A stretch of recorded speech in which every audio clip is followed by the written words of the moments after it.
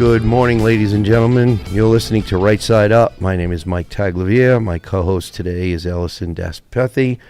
Allison, thank you very much for joining me again. Definitely. Great to be here. Yes. Happy spring again, everybody. It's kind of cool, but it's happening. No, it's bright sunshine. Yes. Happy to have it. Flowers. Happy to have Yes. it. Yes.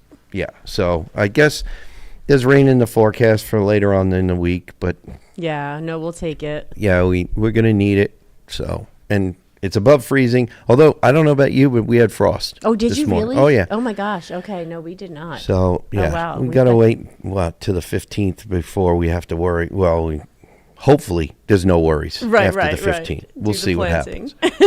Yeah.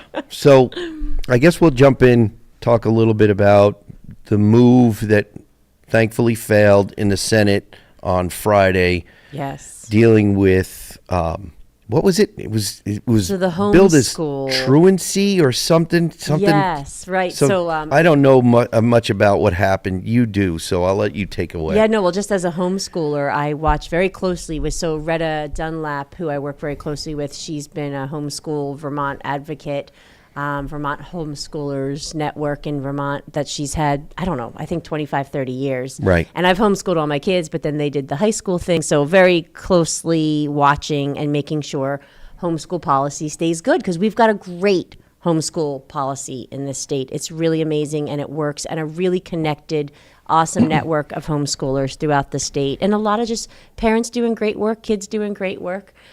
So basically what happened is H930 came over from the House floor from you guys, Right. out of House Education, and that's the chronic absenteeism, basically, like you said, Okay. the truancy bill. Yeah. Because there's high rates of truancy in a lot of the schools, in the public schools, Okay. in Vermont here. So they were trying to address that, and then what ended up happening last minute in Senate Education is Senator Martine Gulick. She sits on... What is she on? She's on Senate Finance and Senate Health and Welfare. Okay. And she used to be on Senate Education. But basically what happened is she, out of nowhere, launched an amendment at the Senate Education Committee that was going to be this sort of really weird approach to enrollment for homeschoolers without getting into the details. So it did drop in committee. It didn't did drop on, in okay. committee, and everyone, like people, they didn't really understand it. It was like, what are we trying to solve here? What is going on? And there was no conversation. There was no testimony. They, Agency of Education, Department of Children and Families, homeschoolers, nobody was pulled into this conversation of like, what is the problem and what are we trying to solve here? You bring that up. Yeah. How often does that happen? It happens all too often. It does. What is the problem we're trying to solve? Right. A And solution also- in search of a problem. And you're No. creating law, so you really need Yeah. to hear from all of the people Absolutely involved. Yes. And that was our biggest issue, was if there's a problem here, we can address it, but let's have a real conversation. So fortunately, we found out Thursday afternoon, and then the homeschoolers, like I said, are very connected. So Yep. that homeschoolers launched into an email campaign of, what are you doing? Don't mess with our homeschool law in this state. Let's have a conversation. And Right. when you start talking about truancy and absenteeism for homeschoolers, it's kind of this weird issue. Like if you were to ask me about that as a homeschooler, I'd say homeschool's 24/7, 365 days a year. Like Right. I don't have a truancy issue. Yeah. So anyway, basically the bottom line was bad process. Everyone was very upset that she brought this to the committee without a conversation. And so fortunately it was defeated. Okay. So Well, that's good. it was defeated on Friday on the floor. The amendment was defeated 24-6. So 24, all Republicans and many Democrats voted no to the amendment. Only 6 Democrats voted yes. And I was able to talk to Senator Gulick after the vote at the end of the day Friday, Right. and basically just say, let's just have a conversation. If there's something we need to solve here, let's just make sure everyone's at the table Right. and make that happen. So homeschoolers were excited, but now I'm concerned, Mike, that how is this going to land in the House? Is this going to land Is it going to resurface? Right. Because that happens. It does It happens a happen. lot. Yeah, so that's where we're just going to keep an eye. And just the last thing to say about it is several years ago, we were trying to address an issue with homeschool, and we thought we had it addressed, and then it never moved forward for a vote. So they kind of dropped the ball. And that was when Senator Gulick and Senator Campion were in House Education. And so they know exactly what I'm talking about. So anyway, we hopefully can bring any issue to the table next session and deal with it versus this rushed, impulsive move that was fortunately defeated thanks to homeschoolers and the senators who stepped up to say no. So that's kind of it in a nutshell. Okay. Yeah. And now we have H955, which went to the Senate, which probably was completely struck or mostly struck. Right. This is your education And the Senate is going bill. to come back with their own language. And I've already seen some emails regarding it. And there's concerns. Here we go again with the tuitioning and the school choice, which we've had for decades. And even since, what was it? I think it was like 1849. Yes, there's been, what was it called? Town tuitioning. It was not tuitioning. It was called the voucher system, I Yes, think. that's right. Vouchers. Right. Yes. So this has been in our history for almost forever. And people love it. If you have Yes, access it to works. this in your town, people love it. People choose towns that have this kind of access. Yes, indeed. So to keep going and messing with it is sending a message. People are starting to understand that there's a lot of tone-deaf representatives and senators up in Montpelier who just don't get that people want choice. Yes. Okay? And there are some senators and representatives, they want choice when it comes to certain things, but they don't want, when it comes to schools, they definitely are in favor of monopolies. Yes. It's blatantly obvious. Okay? Not good for students, No. not good for taxpayers. Not good for grades, not good for their mental well-being. Right. It's just bad all the way around. Right. Okay? When, if we were at a 70%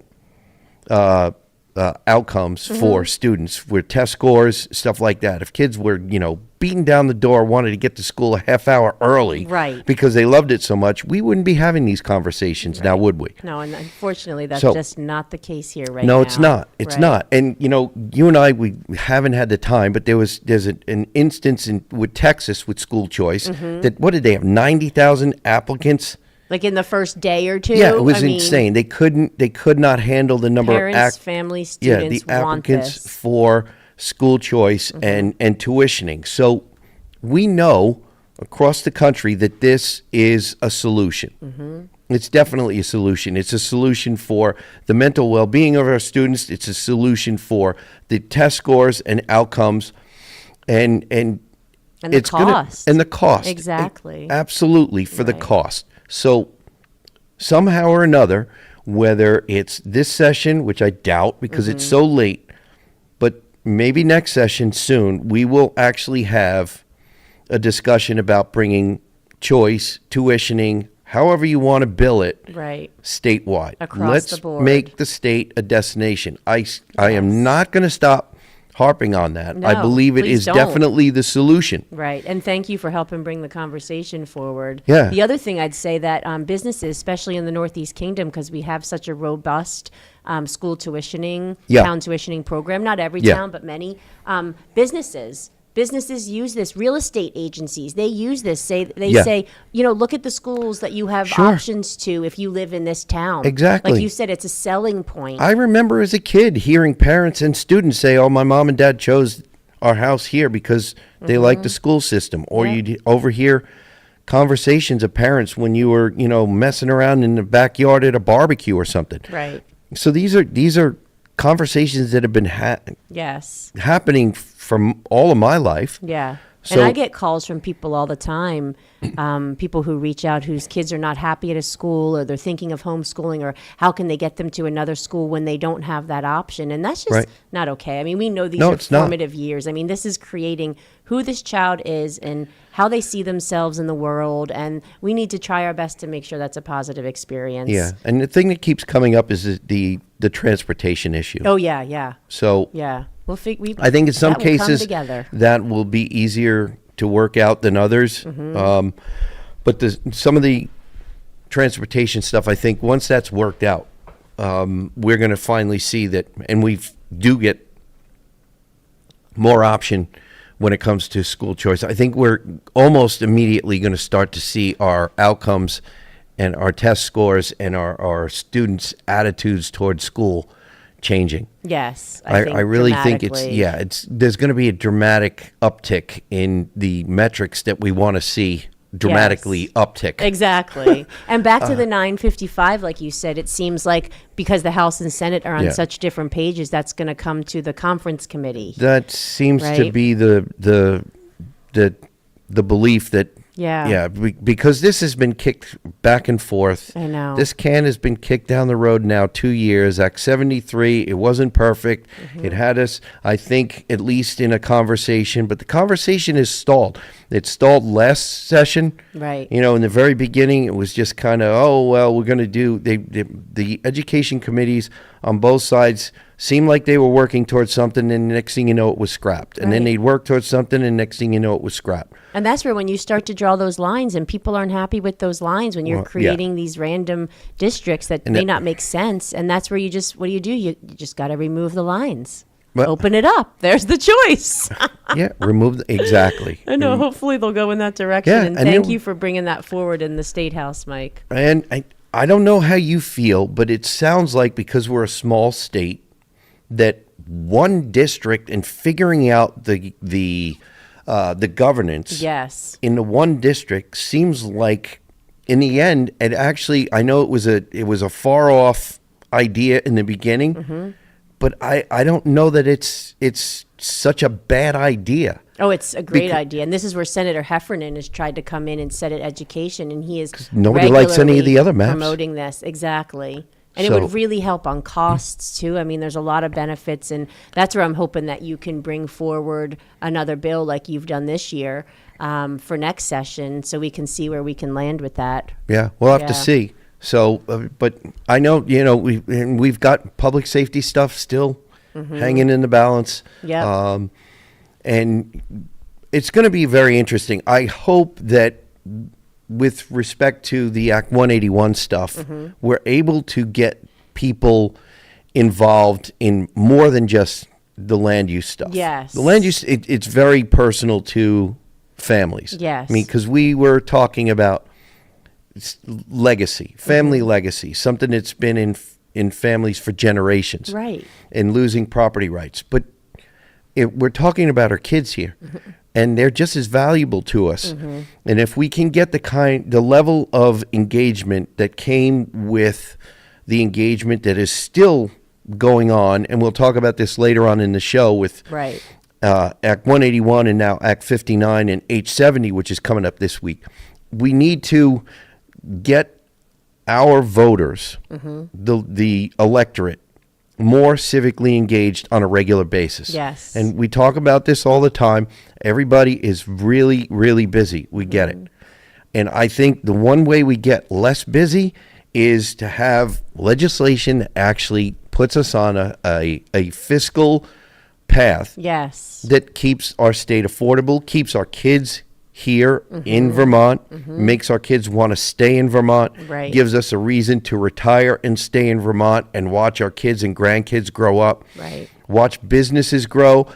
Can we reverse the trend of losing 500 farms since 2017? Can we start bringing back some of those farms? Wouldn't it be nice in the next 5 years to see 100 farms come back? That would be amazing. And I don't care whether they're large, medium, or small. Right. It doesn't matter. We need farms of all sizes, whether they be livestock, vegetable, you name it. And if we could get taxes as low as possible and make sure that everything is done in service of Vermont and Vermonters, and with that focus, then we can get there. Yeah. Definitely. So it's going to be quite the journey between now and November, but it's going to be a fun journey, I think. Right. So, and there's a lot of dedicated people, so thanks for being in there. Yeah. Well, like I said, I like doing my job, so hopefully we'll have more people who like it as much as I do. Good. So, well, that's the ladies, hope. we've got to pay some bills, ladies and gentlemen. We shall return. You're listening to Right Side Up.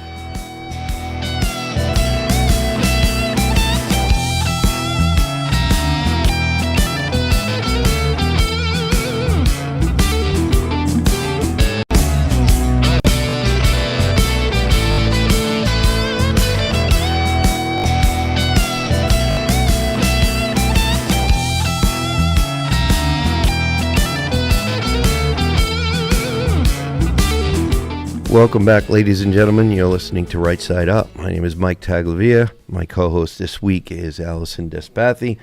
Okay, we're going to switch gears here. We're going to get back into land use, property rights. Lots to say. Yes, lots to say. Okay, most of you are probably familiar with the goings-on with respect to Act 181 and the Act 181 social media page on Facebook and how popular it's gotten. It's coming up on somewhere between, well, it's exceeded 14,000. Yes, definitely. And it's probably getting close to 15,000 by now. More and more people all the time finding out. And what it has done is it's served to activate people and inform people about what's going on in the State House, give people plenty of stuff to read, research, and even what it's done and understand. And it has sparked a lot of questions with respect to what does this mean for me? Okay. Wait, what else is going on in there that I should know about? Right. And how did this happen? Why weren't we notified? Right. And so many of these things. Act 181 was billed as Act 250 reform. Well, people have found out that it all depends on what your definition of reform is. Right. Correct? Right. So now we've got S325 has been sent off to the Senate. It's on the Senate, the action calendar. So it will probably just be sent to Senate Natural Resources for Senate Natural Resources to decide whether they concur with S325 the way the House has approved it with the two Burt amendments from Representative Greg Burt of Cabot. Yes. Which are both great amendments. Amazing. Yes, long overdue. And I would say, I think it's important for people to know that S325 passed unanimously out of the House. Yes. And now, like you said, in the Senate, where we'll see what's going to happen. Yeah, we'll see what happens. Right. We will see what happens. So there's still, it's late in the session, but there is still a lot to be done, a lot to be watching. This is when all the sorts of crazy last minute stuff happens, and you got to keep a super close eye. Yeah, right. So yes, I want to cover the next step here. Last biennium in 2023-2024, we got Act 59 came out of 2023 session. Act 181 came out of 2024 session. Both over the governor's veto with the supermajority, right? Yes, right. and they're land use in a dangerous way. In a dangerous way, yes.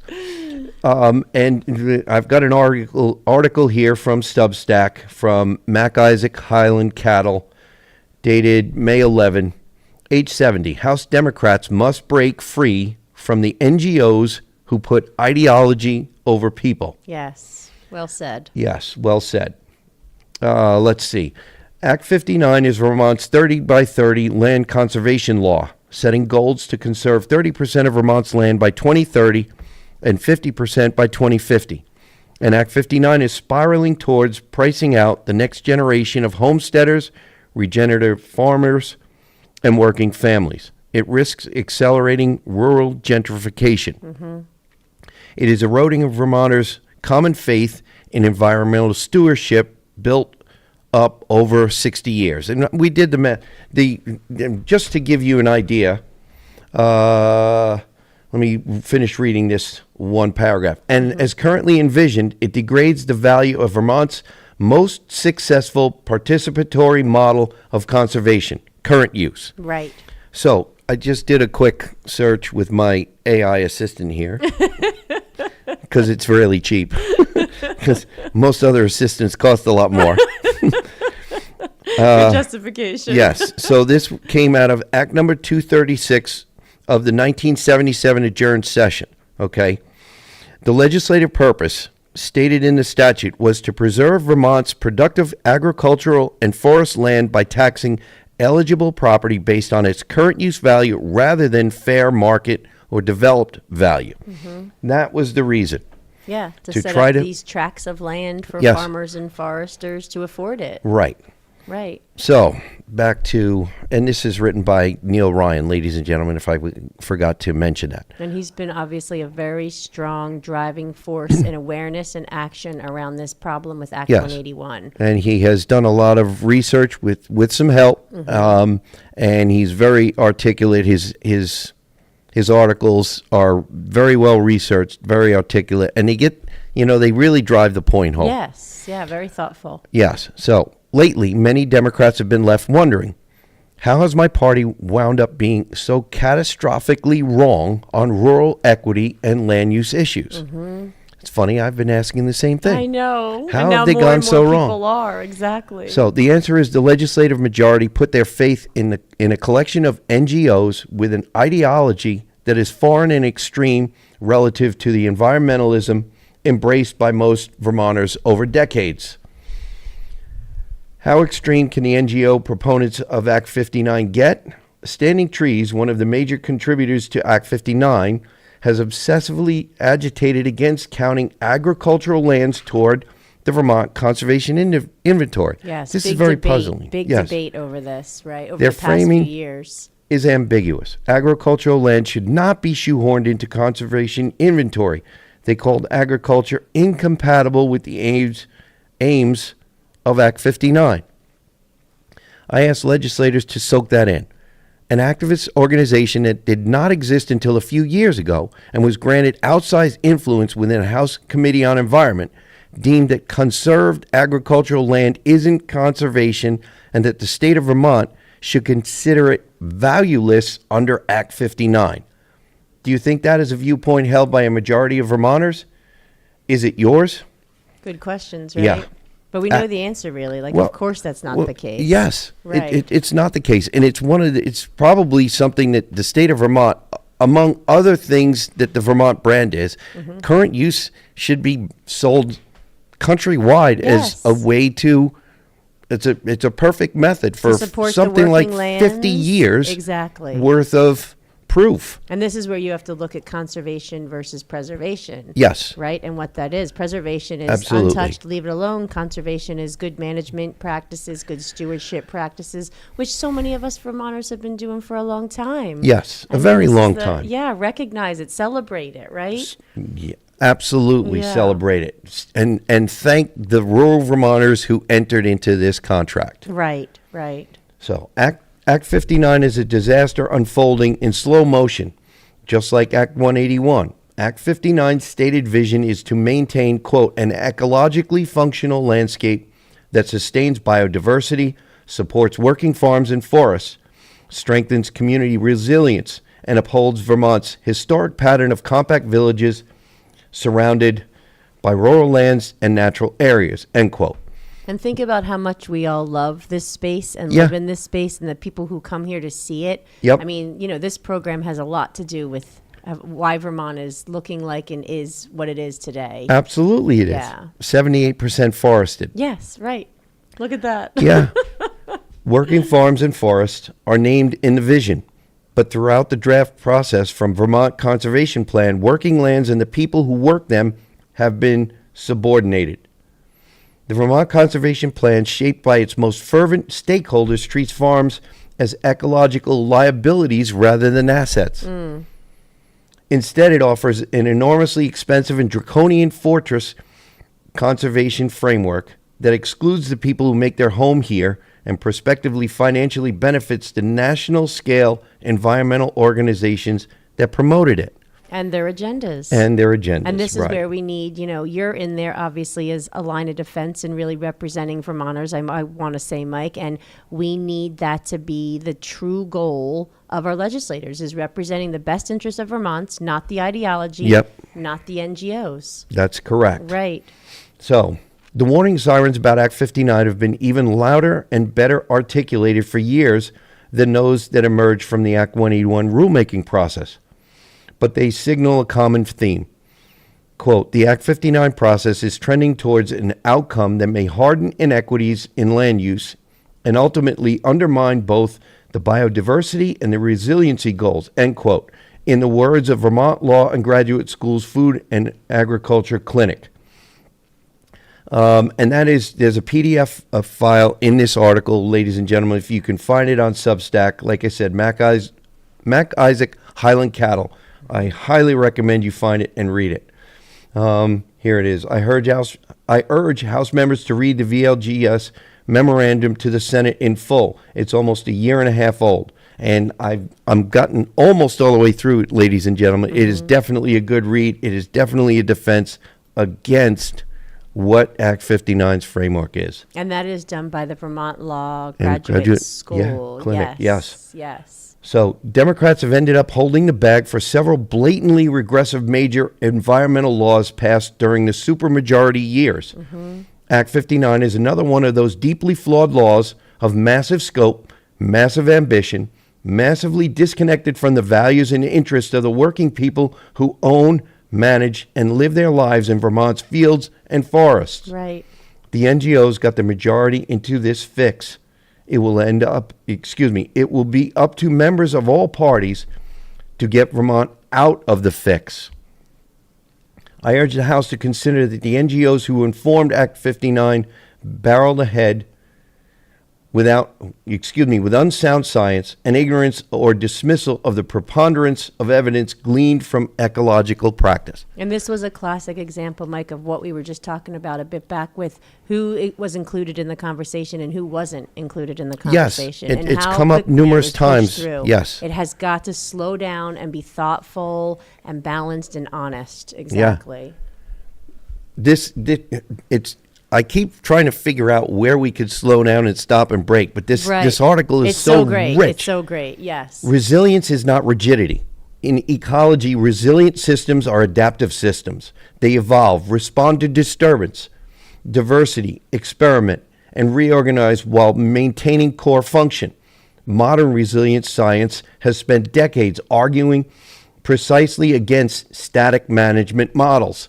Climate change alone guarantees that Vermont's forests, floodplains, habitats, hydrology, and agricultural conditions will change dramatically over the next century. Locking huge portions of the state into perpetual legal structures designed around present assumptions risks creating exactly the kind of institutional brittleness resilience theory warns against. Yes, and pushes people off the land. Yeah, it pushes people off the land. Right. Exactly. That's why he said the roar of gentrification. Yes. Turning, basically what this is threatening to do, Allison, I think, is put up the no vacancy sign in Vermont. Right. And it's going to, and in the Rural Caucus letter to the Speaker, to the chair of House Environment, I believe into the governor as well. I cannot remember who it was all addressed to. Displacement. Right. Displacement. Exactly. And then who ends up owning the land, and what are they going to do with it? And this is where you look at, the big land trusts like the Nature Conservancy. And we want Vermonters to be able to own the land and work the land and live on the land and raise families on the land. This is what we need to hold on to and fight for. Well, is this, and I keep questioning this, and ladies and gentlemen, I wonder if you do as well, is this just a move toward wildlands? Yes. Completely untouched forest, or almost completely untouched forest. Right, a for national oak growth. forest or national park of Vermont. That's not what we want. We wouldn't be able to live here. Well, then the working lands, the people who work on the land would be completely displaced. And then the idea of farm to food and the idea of our working lands and the timber industry and everything else, firewood, biomass. Living on the land, living close to the land, our rural communities, raising all the wood families products. here. Yeah. That's what we're fighting for. That's why the Act 181 group has been so activated and why so many people have jumped in. I mean, we're talking literally about sustenance. Yeah. This basically, what it does is, and I've got to switch here, see if I can, because we've already gotten to the end of our second segment. Do you believe this? So, ladies and gentlemen, we're going to need to get back into this article in a minute. We've got to pay some bills, so just stay tuned, ladies and gentlemen. We shall return. You're listening to Right Side Up.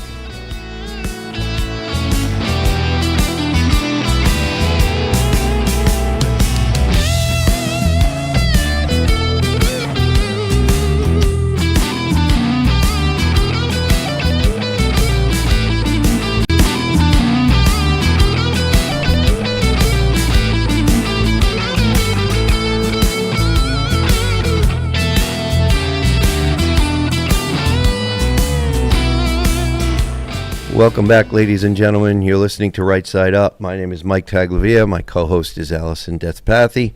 Before we get back into our conversation about Act 59 and H70 and the possibility that this morning at 10 o'clock in the House chamber, H70 may be brought out of committee. Hopefully, that's what really does truly need to happen. Yes. I want to just go through a few things. rightsideUpradio@gmail.com if you would like to drop us a line. If for some reason you can't catch us on WNTK Radio, you can go to WNTK.com, click on the podcast button, scroll down to Right Side Up. You can listen to any number of our shows any time of the day or night. You can find us on 802 Scoop. You can find us on 802 Scoop YouTube. You can find us on Podbean. And you can also find us on GraniteRock.com. And thank you to all for carrying us and helping to spread the word. So now that I think I've got that business taken care of, Allison, I would really love to go a little bit deeper into the article, the Substack that was written on Mac Isaac Highland Cattle by Neil Ryan. Yes, well worth it, definitely. Yes, very articulate. We're not going to be able to get through all of it, like I said, because I want to remind everybody, with respect to the Act 181 involvement and everybody paying attention and watching, this is one of those things that you need to pay attention and watch as well. Hopefully we'll get this fixed, or not fixed. We will start in the correct direction. Yes, there's because lots just to like do. just like 181, the S325 was a huge step in the right direction, but it's not done. It's really truly not done. And We hopefully it stopped will digging move a hole. through officially. Right. And we get it through the Senate. Go to conference committee, whatever we have to do, and that one is not done till the governor's signature is on it. Right. Same with this one dealing with Act 59. We need to make some corrections. Act 59, if it goes through, it's going to be just as much of a disaster as 181. And most people know that as the 30 by 30, 50 by Yes. 50, pushing people off the land. Yes, In short, essentially. Preserved in perpetuity. We Right. have a wildlands bill on the wall in House Environment Committee. That is land that won't be harvested for anything. There will Right. be no agriculture on that land. It will never be cleared. It will never be harvested for timber, for firewood, for Right. biomass, for any production of anything. We don't want a future with Vermonters removed from the land. No, we definitely do not. Right. And that's one of the reasons why I like this article. And it's long, but some of this stuff I'm hoping will, if you're listening to this before the House chamber goes into session, gets gavelled in,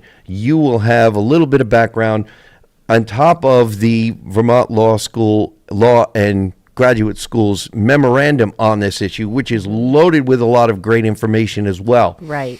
And you will completely understand why these changes, the amendment H70 to Act 59 is so key. Exactly. It really, truly is key. And that's happening today. You guys are on the floor at 10 o'clock, right? That's correct. Yes. So Good. let me get back into this here. Financially, Act 59's model is shaky too.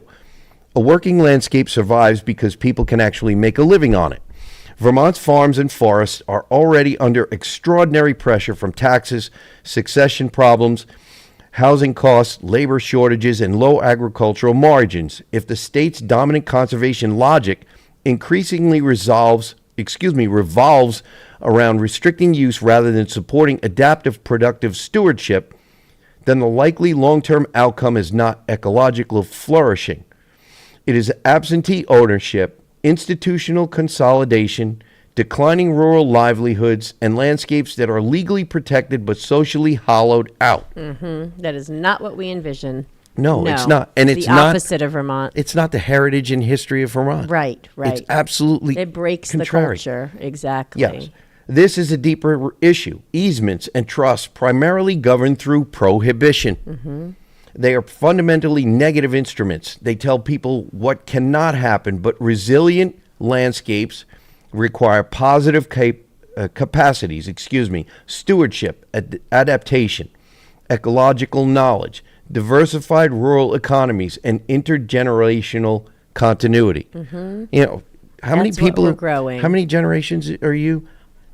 in Vermont? Well, my children were born here, but I was born in Pennsylvania. Okay. Yeah, but you've got I've people talked to here, people- 5, 7, 13. I think the longest is 13 generations. Wow. But 5, 7, 8. I mean, I talked to a farmer a few years back at the Tunbridge Fair, whose deed has got a land grant from the king. Okay. Oh my gosh, 7 that's acre. Yeah. unbelievable. Yeah. So Wow. we're talking about we're going to completely change the makeup of the state this way. Yeah, This is no, not a good no. idea. And that's the pushback that we're seeing, fortunately. And like you said, just a bit back, Mike, is Yeah. just we've got to dig ourselves out of this hole. And H70 is a massive step in the right direction because that really does correct the Act 59. Yeah. Yes. It definitely will, and it will give every participant 2.5 million acres, Allison. Huge. 2.5 million Yep. in the current use program. It is wildly successful. Exactly. And it is privately owned land, mostly privately owned. Yes, yep. Some of it is current use, but it also has conservation easements on it. But most of it is because people entered into that stewardship program because they wanted to keep the land in the use that it is. Yes, and to be able to Forestry. afford it, to work it. Right. Exactly. Sugar bush, Yes. agriculture. A lot of farmers own most of the forest land. And the amount of acreage in that program goes up every year. It has not dropped down significally for people who No. might be concerned. I mean, It it's is- a successful program. It's less than 1% of the land has been taken out over the course of the whole program. Right, It's right. it's wildly successful. And granted, rural there's certain Vermonters, debates around the program and things that could be fine-tuned and fixed a little bit, but that's, something to be but discussed. excluding it and waiting, the only Right. thing that's written into Act 59 is an inventory. There's no guarantee of any of it. This is why H70 is so critical. Yes, it truly is. It And actually thanks says- to Representative Yes. Mark Higley for seeing through and getting this bill put into place last year. And if you guys could move it, that would just be wonderful for Vermont. And I honestly think the only way we actually are going to move it is to pull it from committee. Yeah. Relieve the committee of the bill. No, it's been stapled to the wall. Yes, stapled, super glued, Exactly. riveted, welded. I don't think you can weld know. a piece of paper to the We're wall, glad but you somebody guys are would try. trying. Thank you guys for trying. Definitely. So, a conservation framework built primarily around permanent restriction risks gradually producing a state where fewer and fewer ordinary Vermonters actually possess meaningful agency in relation to the land. Over time, authority shifts toward institutions, land trusts, boards, lawyers, regulators, and compliance systems. Isn't that one of the complaints about Act 250? Yeah, All that of is this one nonsense? and that's where we have to just get Act 250 functioning properly. Yes, we do. Act Yes, we do. 181 weaponized it against the people. Unfortunately, people saw and pushed back, and here we are. Yes, Yep. absolutely. And once power institutionalizes, systems naturally become more standardized, risk-averse, and legally defensive. This is not hypothetical concern. Anyone who has spent time around heavily encumbered land, such as that restricted by Vermont Land Trust, knows how easily ordinary stewardship activities become bureaucratically fraught. Educational programs, classes, ecological restoration experiments, low-impact tourism, multifamily living, small-scale diversification projects, or evolving agricultural models can all become legally gray zones. And we've seen that. Right. We've seen that. So this is really great. And on top of this, embedded as a link is the memorandum from Vermont Law and Graduate School. Oh, yeah. Talk about And- an analysis. Yeah, the Yes. analysis. And it's you think there's information in here. The analysis in that is even it's crazier. With that Evans alone, and it's been out there, that one's been out there for a year. It should, this article, the testimony we took on February 27th for H70 in committee, It all justifies moving it. absolutely is. Definitely. And there's current use land that also is protected by DEC law, by Yes. DEC rule and A&R rules. There are numerous statutes and regulations that also are protecting certain aspects of current use land as well. Is there a stream? Are there vernal pools and ponds? Right. Is the water? Is the soil? The hydrology of the soil? Is Right. it The is it natural wet? resources are being addressed. Exactly. Right. Yes. There are so many other aspects of the land. It's not just whether it's in current use or not. Right. So these are the things that Well, I think they were purposely ignored because there was an agenda. Anyone who was there will tell you these were ignored. Conversations with foresters, loggers, farmers, that was all ignored. Exactly. Yeah. And now here we are and looking at it in retrospect. And that analysis that you're referencing, that's a year and a half old? Is that what you said? I think, let me see, January 19th, date, December 15, 2024 was written. Yep. And then the review was completed on January 19, 2025. Yep. So we've had that information and finally it's being looked at. I think maybe I'll just go into a little bit of this because, I mean, the beginning of it, Allison, it should be enough for everybody to want to read it. And what about the quote? You have the quote? It's got a quote, memorandum, quote, buy land. They ain't making any more of this stuff. Right. End quote, from Will Rogers. People have fought over resources and tried to get land for ages and ages and ages. Yeah. The battle's still on. So